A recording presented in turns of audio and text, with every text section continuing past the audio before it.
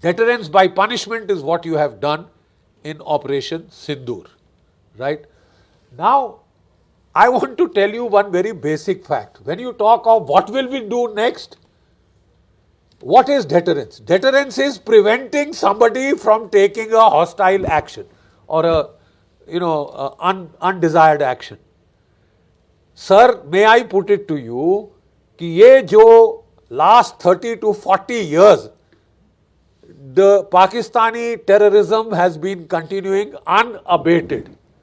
1980s Punjab, 1990 onwards J&K, then the Indian Mujahideen all over the country. About 81,000 Indian citizens have been killed by the Pakistani terrorist offensives, right? So, you are beyond deterrence. If we talk of deterrence, in pure military terminology, I'm sorry, you are barking up the wrong tree. You see, deterrence to khatam ho gayi na sahab, you have not been able to deter. Get this right. You have not been able to deter. So what do we have to do? The next term is coercion and compellence. Coercion. The threatened use of force, including actual use of force. The last time we tried coercion was Operation Parakram. But then you did nothing. We postured, खुद ही mine लगा लिए, खुद ही अपने नुकसान कराया, but we did nothing. Even when Kaluchak took place, you remember that? So it was ineffectual, right? And there was then a kind of a mindset in the national security echelons, this is wasteful of resources. So let's go for small operations. That is why the shot across the bow 2016, 2019 was small scale probes.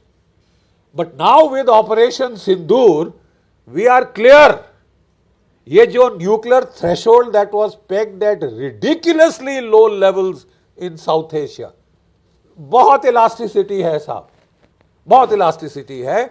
And the best part is, please look at the Russia-Ukraine conflict. Almost getting on to 4 years, non-stop. They have the largest nuclear arsenal, over 6,000 weapons. Have you seen one being used? And just by the way, Kargil lasted for 3 months. Did you see one nuke being used? So, for far too long we have been taken for a ride. And what the Prime Minister told you in this speech, the day this operation concluded, this nuclear blackmail tamasha is now over.